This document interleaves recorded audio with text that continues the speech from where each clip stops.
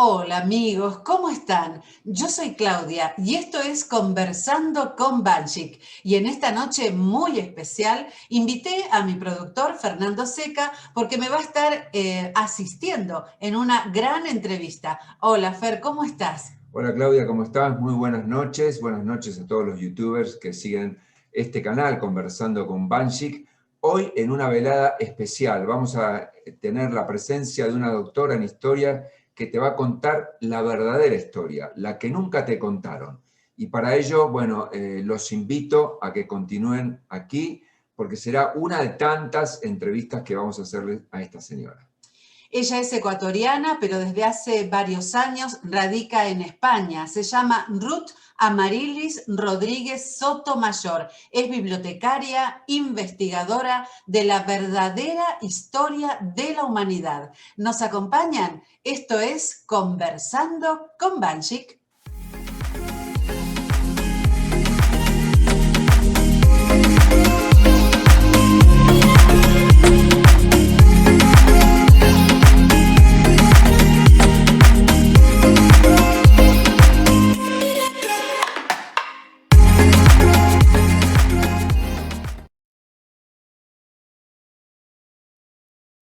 Y aquí estamos, queridos amigos, nuevamente en nuestro canal, Conversando con Banchik.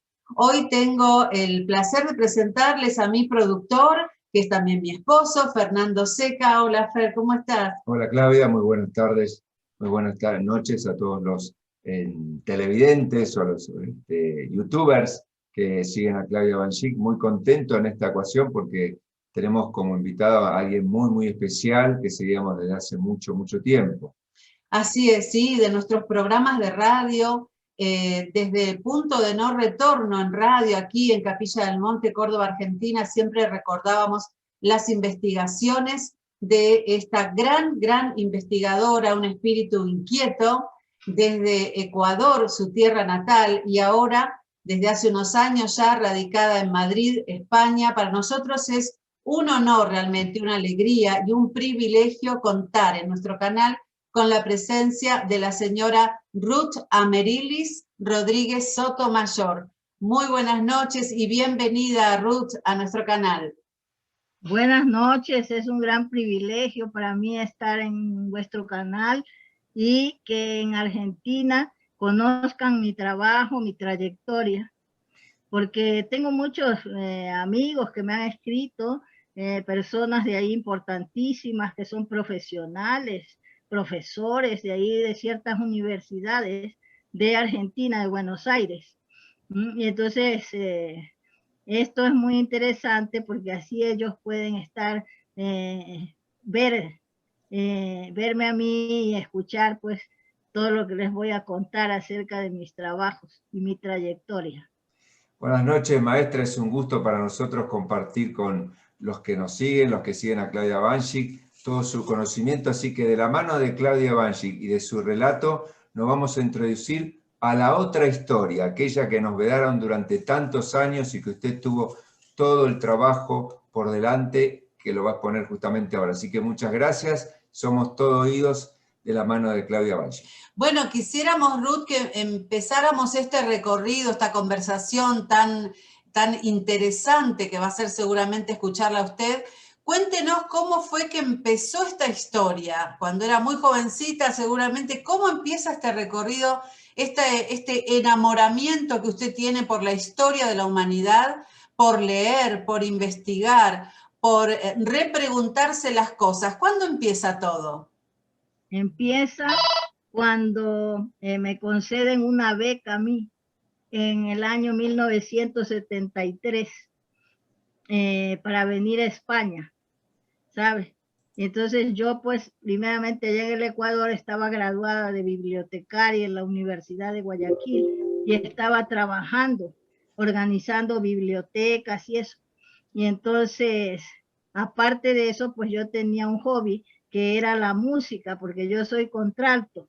Y entonces hacía actividades culturales y había una señora que tenía un programa de radio, que era la Radio Cenit, de los domingos, que daba programas culturales, y nos invitó a la pianista que me acompañaba a mí, que era una señora de mucho prestigio, de ahí de una familia Manzano Vela, de Guayaquil, que eran mujeres y hombres virtuosos, jóvenes, que tenían, pues, eran virtuosos de la música, y entonces de la música clásica, y desde muy pequeñitos tocaban Beethoven, Chopin, bueno, entonces ella me acompañaba a mí, pues, y dábamos recitales de música, y yo soy contralto, soy bolerista y baladista clásica, y entonces asistimos a ese programa en esa radio que se llamaba Cenit, y un programa cultural que lo llevaba una señora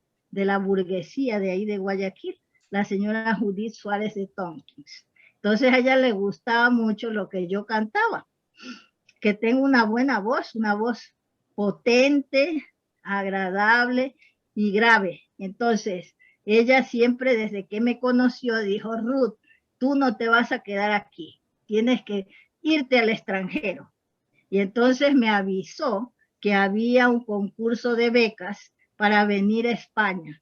Y entonces, como yo era bibliotecaria, podía hacer estudios de posgrado, y eran en documentación, para organizar centros de documentación científica. Entonces, en la Escuela de Bibliotecarios de Madrid, de la Biblioteca Nacional. Pero ¿qué pasa? Resulta de que España, pues en ese tiempo era un país pobre, y no te daban solamente la beca de los estudios, no daban los pasajes. Y por la cuestión de que yo era conocida en Guayaquil por los programas estos de la música, un poeta de ahí de prestigio, un día me fue a visitar a la biblioteca del municipio, porque me habían dado ahí un cargo del departamento técnico de ahí de la biblioteca municipal. Y le cuento yo, pues, al doctor Abel Romeo Castillo. Le digo, me he ganado una beca. Le digo, pero no tengo para los pasajes, porque es para ir a España. Entonces dice, eso se arregla pronto. Y se fue a hablar al archivo histórico, y el archivo histórico me concedió la beca de los pasajes. Así que, pues, comprometiéndome a regresar a trabajar con ellos en el archivo histórico como documentalista. Bien, entonces yo, pues, cuando vine para acá a España, a Madrid, resulta que venía con la idea de investigar si existían tipos de libros preamericanos. ¿Por qué? Porque en la escuela de bibliotecarios había una materia dentro de las materias técnicas, es decir, dentro de las materias de cultura superior, aparte de las materias técnicas, que trataba de la historia del libro. Pero la persona que la dictaba solo nos habló del tipo de libro, de los tipos de libros de Asia y de Europa. Y de América no tocó el tema, como que allí no había habido nada. Así que yo, pues, venía con esa idea, perdón, de investigar si existían en los museos de Europa algún tipo de libro preamericano. Así que cuando yo llegué a Madrid, pues, aparte de los estudios que estaba haciendo, empecé a indagar en los museos y viajé a Inglaterra, Francia, Italia. Entonces allí encontré que existían tipos de libros que se exhibían de diversos materiales, formatos. Bueno, en muchos países, hasta en los países nórdicos, también hay algún tipo de libros, de los libros que son líticos, ¿sabes? Entonces, yo, pues, con todos esos conocimientos dije, hay que quedarse aquí en España para hacer esa obra, porque vi que en ningún país de este planeta habían hecho un trabajo sobre la historia del libro preamericano. Querida y así que me quedé. Claro. Renuncié al trabajo del archivo histórico, ¿sabes? Mis padres devolvieron el dinero de los pasajes y yo me quedé aquí, ¿sabes? Para hacer esos estudios. Querida Ruth, Dígame. nombraste Sí. la existencia de libros americanos previo a la Sí, llegada de la conquista, digámoslo así. Y nombraste, claro, son libros de anteriores a la llegada de los europeos, sí, y porque habían nombraste, bibliotecas, claro, y nombraste todas, un tipo de libro, sí, dijiste libros líticos, para aquellos sí, que no tienen conocimiento. ¿Qué sería un libro lítico? libros líticos son los libros en formato de piedras labradas y tablillas de piedras. Como una ¿Ah? especie de tablilla cuneiforme. Eso sería un No, libro. bueno, No. esa hay escritura cuneiforme, sí, en algunas tablillas, de ahí, ¿sabe de qué? De la cultura huara. Eso lo trato en un trabajo que se llama El mensaje oculto de los libros líticos andinos. Presento el estudio de una tablilla de la raza huara, que tiene, aparte de la escritura criptográfica o hermética, que se descubre al invertir la imagen de la reliquia. También tiene dentro de esa escritura símbolos cuneiformes, que según lo que he descubierto, pues la raza huara de Tiwanaku es la que exhibe por primera vez, es allí donde nace la escritura cuneiforme. Por eso tienen ustedes allí en América del Sur, en Tiwanaku, digo en Bolivia, que lo que es ahora Bolivia, tienen la fuente magna, ¿sabes? Que tiene símbolos cuneiformes. Y Claro. entonces yo he descubierto que hay esa tablilla que hago el estudio yo, que es de la raza huara, que yo pensé que era de alguna cultura del Ecuador, pero envié la imagen de esa reliquia a unos arqueólogos de ahí del equipo de los arqueólogos del Museo del Banco Central de Guayaquil para que hicieran un estudio y me dijeran de qué cultura del Ecuador era esa tablilla. Entonces, pero sin decirles que tenía esa escritura criptográfica y hermética y símbolos cuneiformes. Entonces ellos estudiaron la reliquia y me dijeron que era de la raza huara. ¿Ah? Entonces, bien, hay esa pieza y otra que yo hago un estudio en una obra que va a salir ahora, dentro de poco, que se llama La primera fase del diccionario de los símbolos escriturarios preamericanos. Proyecto ideado y dirigido por Ruth Rodríguez Sotomayor, avalado por el Archivo Histórico del Guayas y la Universidad de Guayaquil, y que se ha realizado al estudiar 30 reliquias del Reino de los Quitus que se encuentran en el Museo de América de Madrid. También hago estudios en este trabajo, que es la primera fase del diccionario de los símbolos escriturarios preamericanos y de los símbolos etnológicos, o sea, de los emblemas de las etnias. Bien, entonces aquí también presento pruebas de que hay una reliquia arqueológica del Ecuador, que está en el Ecuador, pero que es de la raza cara, del estado que ellos fundaron en la costa del Ecuador, que ahora, por culpa de los frailes de la Inquisición, que deformaron los nombres, le pusieron cultura Bahía de Caracas, porque es una bahía donde ellos se habían asentado. La raza de los caras o carios, se escribe con K, no con C, están deformados los nombres. Entonces yo los he revitalizado. Esta raza pertenecía a la raza huara de Tiwanaku.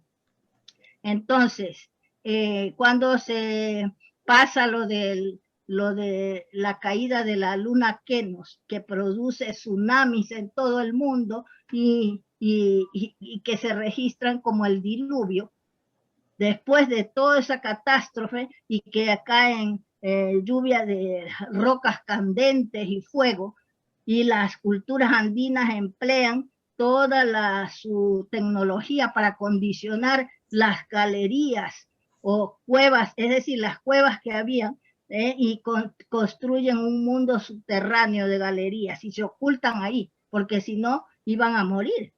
Entonces, después de eso, pues, resulta de que salen, ya cuando pasa toda esa catástrofe, bajan de las cumbres y salen de esas galerías las culturas nuevamente.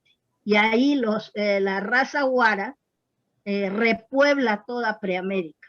La raza Guara está compuesta por los caras o carios, que después van hacia Menor, ¿ah? y están en contacto con los egipcios, que los contratan como grandes estrategas de la guerra para formar parte del ejército egipcio. Bien, ellos, más los íberos, que se asientan en lo que ahora es Corrientes, Argentina, y fundan ahí un reino, más los tupiguaras, que se asientan en el Mato Grosso, y los macas, que también son parte de esa cultura. Todos ellos repueblan Preamérica, y ahí los caras se asientan en la zona de la costa del Ecuador, y forman el estado de los caras. Pero los frailes de la Inquisición deformaron ese nombre y le han puesto Bahía de Caracas. Y ahora resulta de que los profesores que enseñan historia les da pereza decir Bahía de Caracas porque es muy, muy largo, y dicen Cultura Bahía. Y así han registrado esa reliquia que han vendido como con 200 reliquias más allí en el Museo de América. Gente que roba en las tumbas de allí del Ecuador, y como no hay leyes de protección para el patrimonio cultural en mi país, por esos hombres desvergonzados que suben al gobierno, que no hacen leyes de protección para ese tesoro, que es lo que hemos heredado de nuestros antepasados. Entonces venden las reliquias en el extranjero, y nosotros pues perdemos para estudiar todo eso. Fíjate que a mí no me dejaron estudiar más que con 30 piezas, ¿sabes? Me dijeron, y todavía yo le dije a la directora, le digo, pero señora, le digo, es parte del patrimonio nuestro que está aquí por circunstancias de la vida y de la historia. Y ustedes lo que tendrían que hacer es atendernos de la mejor manera posible y permitirnos hacer estudios de eso, porque es a nosotros que nos corresponde la responsabilidad de hacer estudios para conocer la otra versión de la historia. Entonces, ¿sabe cómo me dijo? ¿Sabe qué me dijo? Dice, como me siga hablando así, no la dejo trabajar ni con las 30 piezas. Pero así, en ese grupo de esas reliquias, porque me abrieron el archivo para que yo eligiera las 30 piezas que iba a estudiar. Ahí encontré esa reliquia que tiene, es un silbato en forma de ave, de un pájaro, y en el lomo tiene los símbolos cuneiformes. Y entonces eso sale en esta obra que se llama El Diccionario de los Símbolos Escriturarios Preamericanos, primera fase. Ese va a salir ahora este próximo mes, en el mes de junio, porque ya voy a entregar la maqueta corregida, ¿ah? Para que vaya a la imprenta.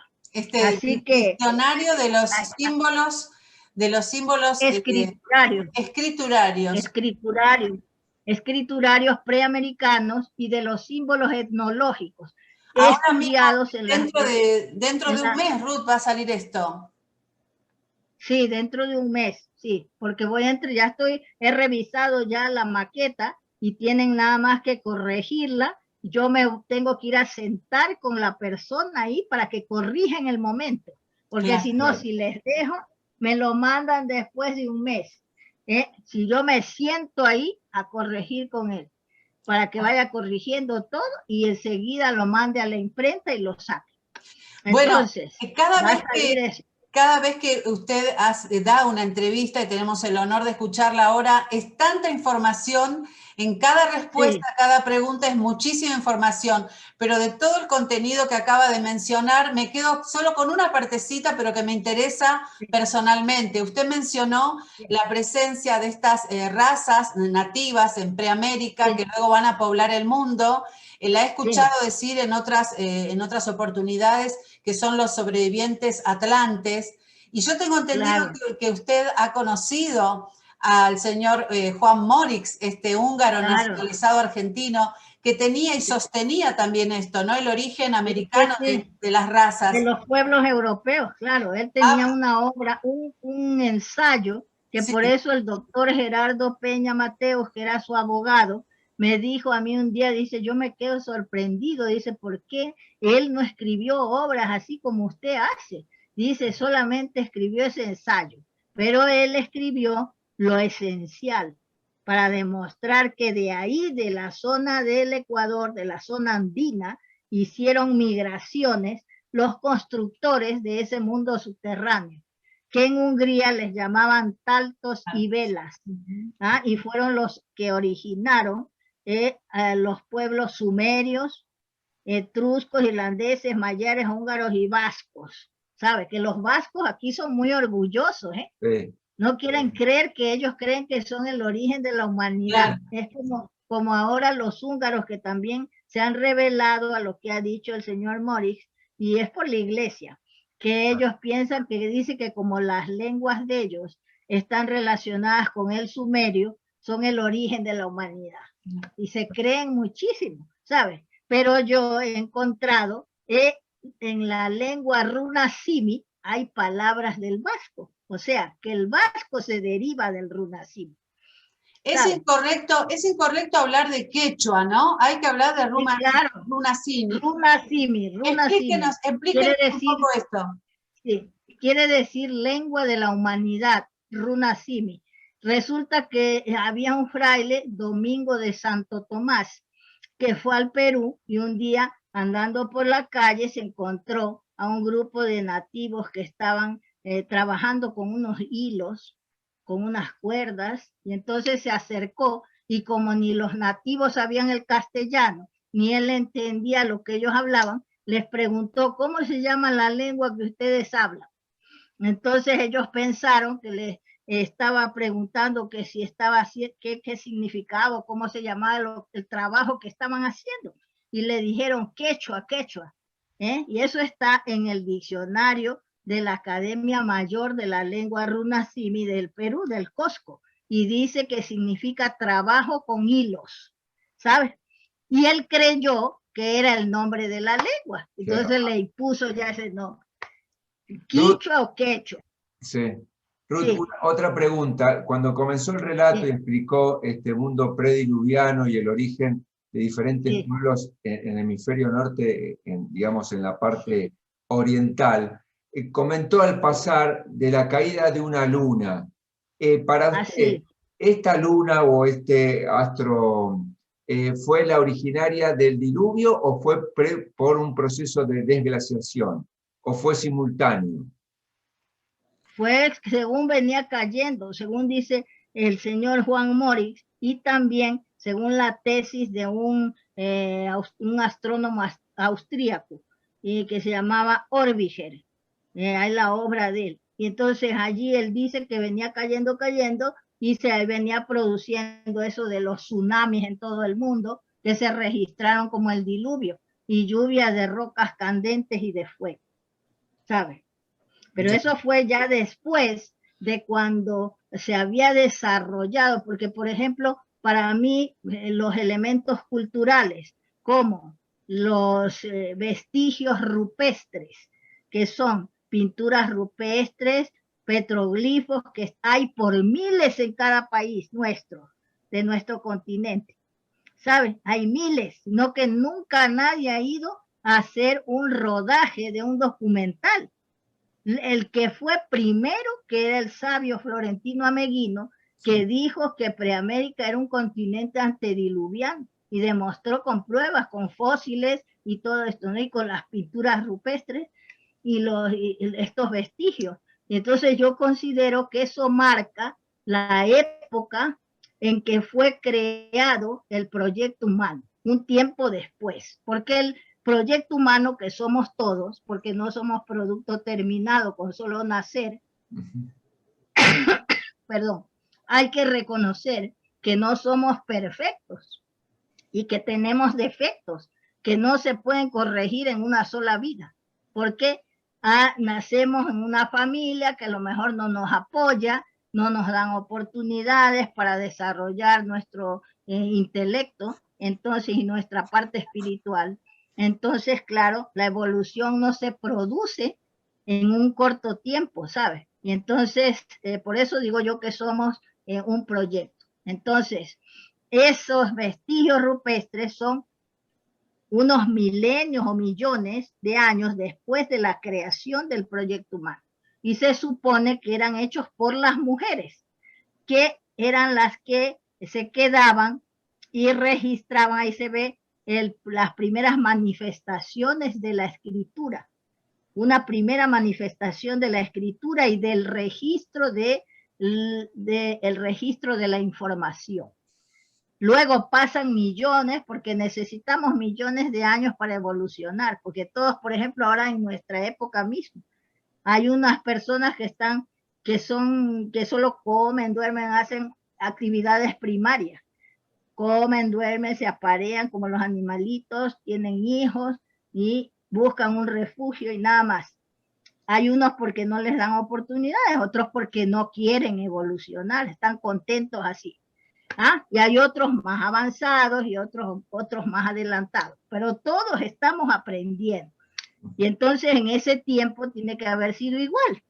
Y llega la época que se llama antediluviana, que es cuando ya hay las obras colosales que se construyen en las cumbres de los Andes, ¿sabes? Y hay los libros líticos de los que estoy hablando, que son de piedras labradas y tablillas de piedra. Entonces, estos libros no tienen palotes ni arañazos propios de seres primitivos, sino que exhiben símbolos escriturarios e ilustraciones esculpidos con verdadero arte y contenido científico, histórico y hasta filosófico esotérico. Yo he estudiado ese tipo de libros y he aprendido que aplicando el cómputo maya se puede traducir el contenido de esos libros, ¿sabes?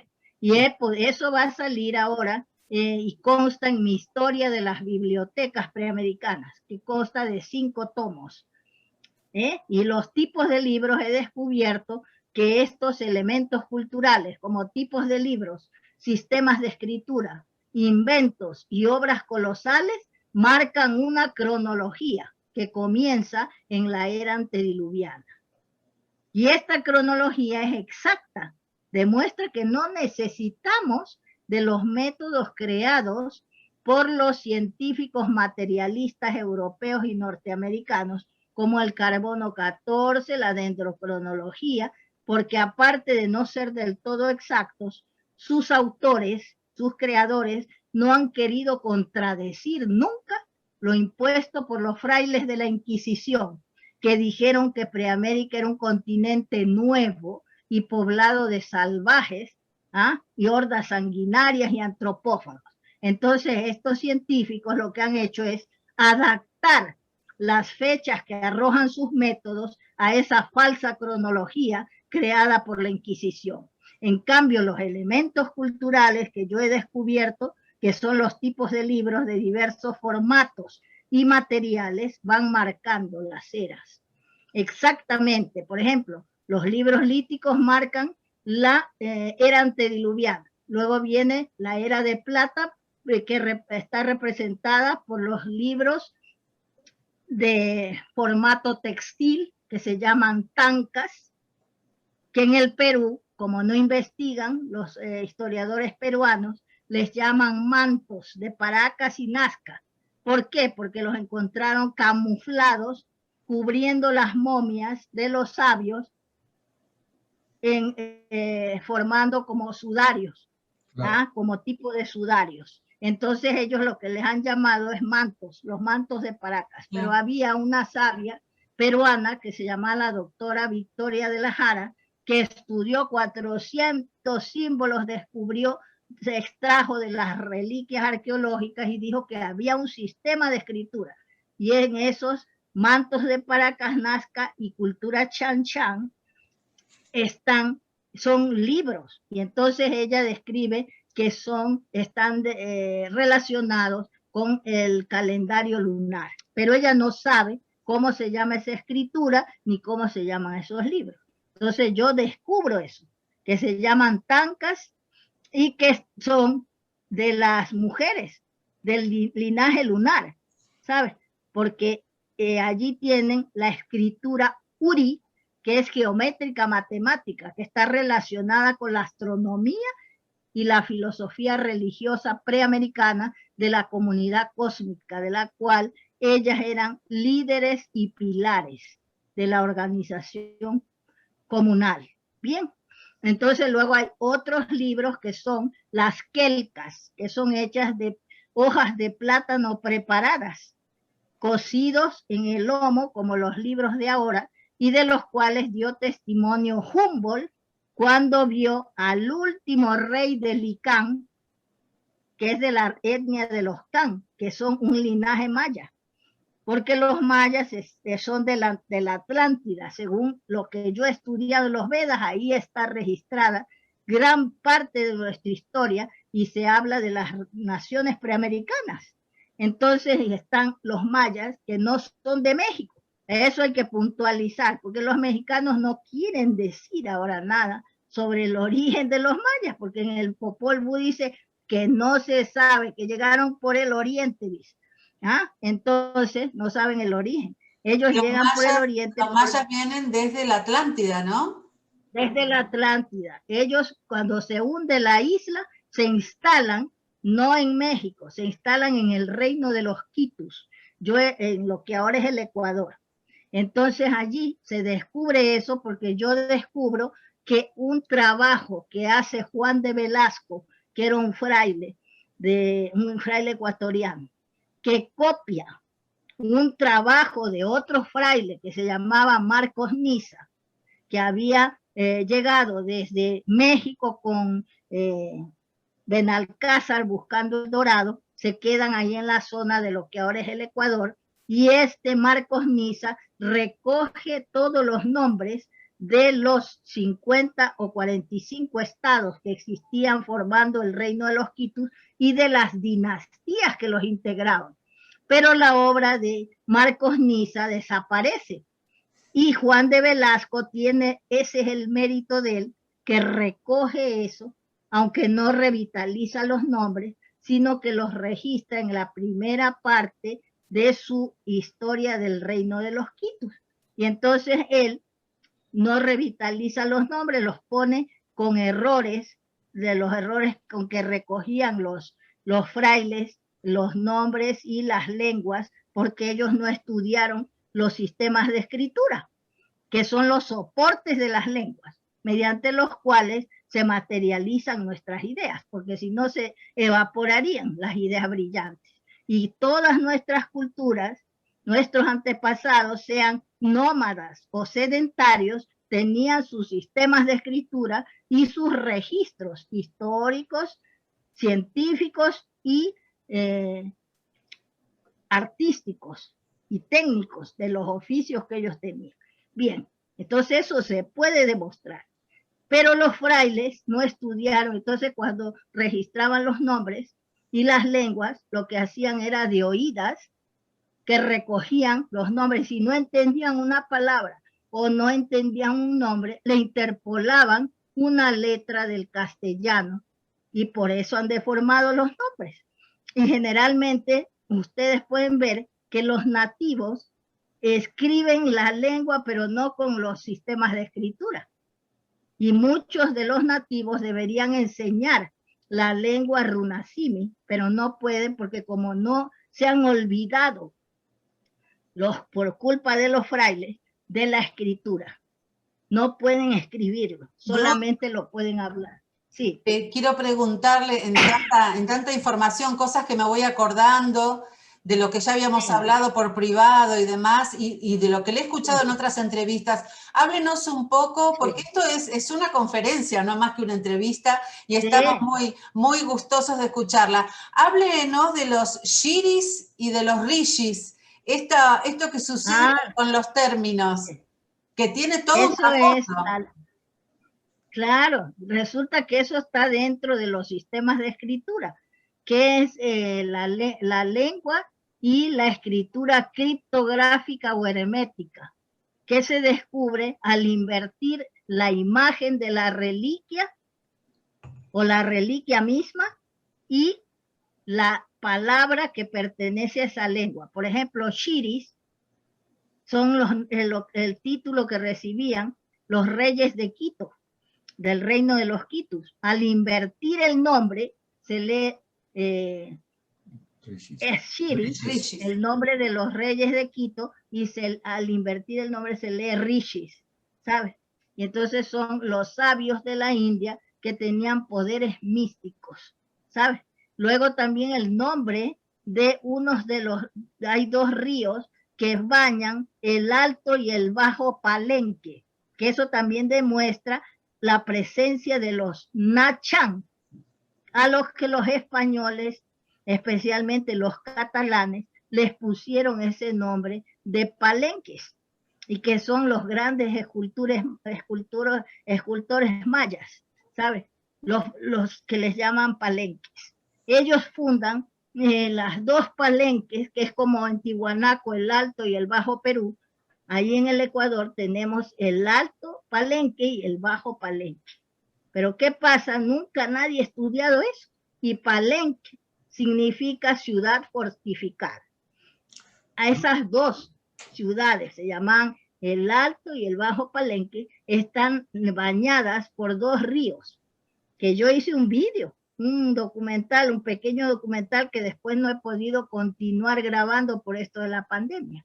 Entonces, el 2018 fui y grabé esos lugares para demostrar ahí la presencia de los mayas. Entonces, esos ríos se llaman el Palenque y Macul, son unos ríos pero poderosísimos, ¿no?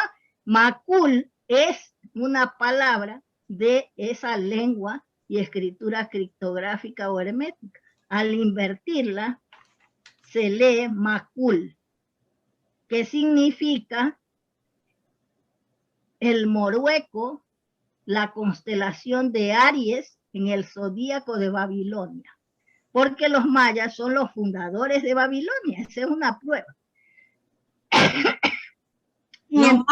Los mayas fundaron Babilonia. Sí. Estamos contando la historia al revés, o la verdadera historia, ¿no? Por eso es tan revolucionario todo lo que usted investigó y descubrió, que tal vez tuvieron que pasar tantos años, Ruth, ¿no es cierto?, para que ahora, de una vez por todas, y con justa razón, se le dé a usted cabida en estas publicaciones, en las conferencias, y el apoyo académico que durante tantos años se le negó.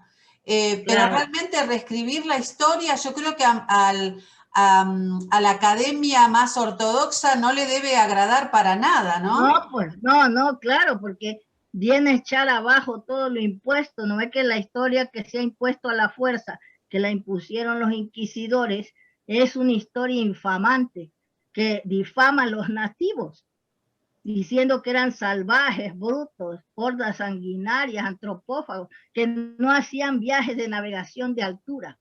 Claro. Y yo he descubierto unas tablillas que son las de Asura Maya, que es el tratado de astronomía de él, que se conserva en el Ecuador, y se lo atribuyen a una falsa cultura llamada Valdivia, ¿sabes? Y allí son mapas estelares que demuestran los viajes que hicieron los mayas y otros pueblos preamericanos de los Andes cuando se fueron a la India, ¿sabes? Y también Florencio de Basaldúa demuestra, cuando él es nombrado canciller ahí en la India, él estudia documentos y confirma que los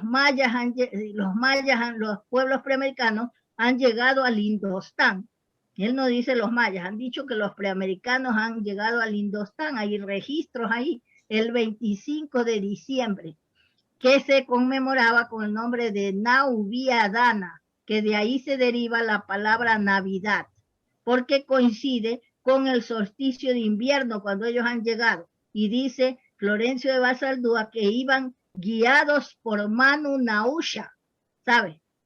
Y ese Manu está en la provincia del Oro de Ecuador, que se llama, provincia del Oro le llamaron los españoles, por el oro que había ahí, pero tiene una capital que se llama Machala. Y en ese lugar, que ya está estudiando un discípulo mío, que es de ahí, y ha descubierto un montón de cosas, ¿sabes?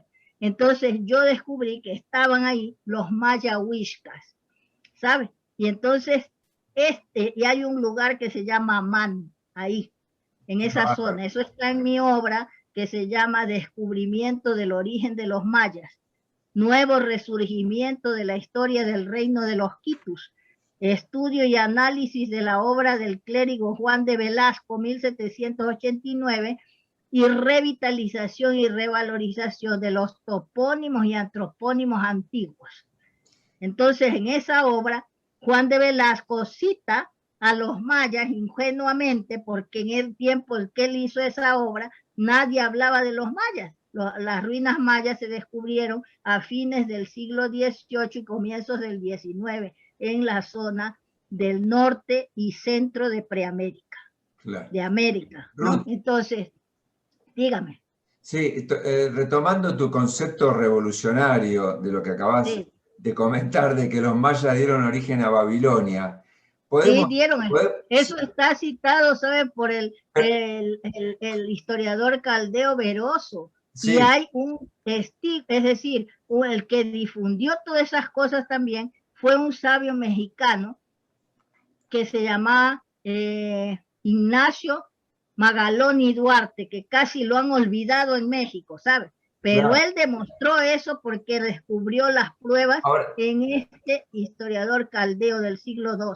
Bueno, entonces, en función de esto, yo hago una extrapolación y digo, si los mayas fundaron Babilonia y Babilonia fue un poco el fundamento de la religión abrahámica, ¿sí? Entonces nosotros estaríamos recibiendo los actuales cristianos parte de esa espiritualidad maya originaria.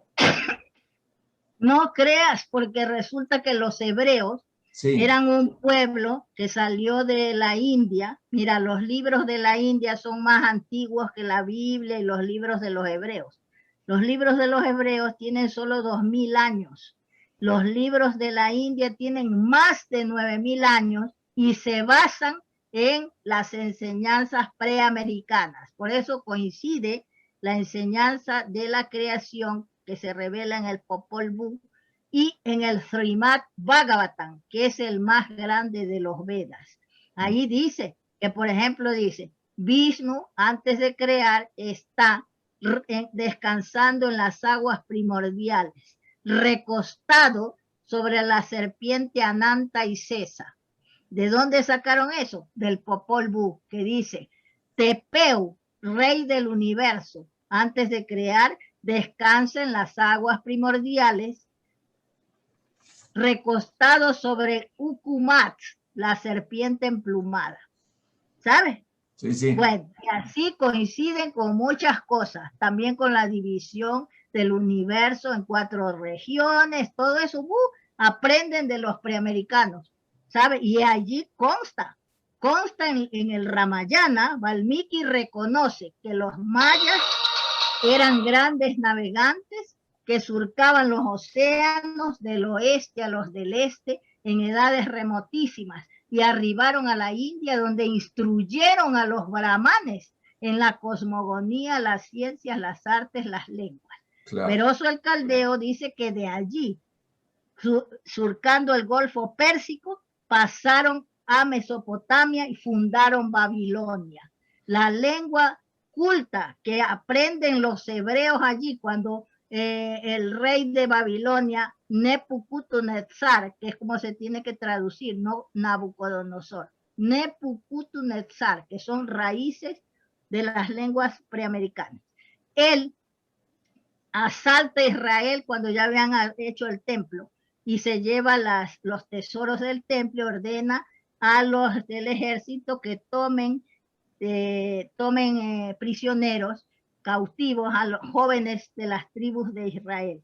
¿Pero para qué? No los llevan de invitados ni para que enseñen nada, porque ellos eran analfabetos. Por eso siempre estaban de esclavos en Egipto y en Babilonia. Entonces los llevan para que sirvan en la corte de Babilonia. Y allí va Daniel y va Esdras y aprenden a escribir el Ur o Maya clásico, que era la lengua culta de Babilonia, y el arameo, que no era lengua de los hebreos, era la lengua de Babilonia, del pueblo de Babilonia. Ya después es que regresan a Israel y ahí deciden poner por escrito sus tradiciones, que están mezcladas y adornadas con las tradiciones de los pueblos que ellos llamaron paganos. Y ahí es cuando ellos deforman y difaman el símbolo de la serpiente. ¿Sabes? Porque era el símbolo, el emblema de Egipto y de Babilonia. Claro. ¿Ves? Sí, que les descubre. Es decir, entonces con esto que acabas de escribir, teniendo en cuenta que la religión hebrea tomó mucho de su fundamento en Babilonia, nos vamos más hacia atrás y su origen termina siendo maya de la cultura, digamos, de la espiritualidad hebrea.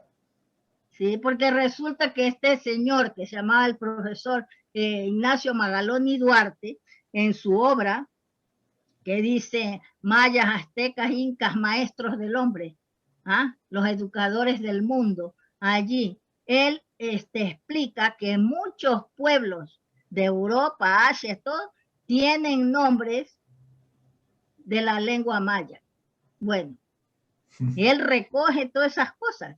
Este es sabio, pero en México, como la iglesia está metida ahí, no permite y la gente no lee. Entonces, se han olvidado de él casi, ¿sabes?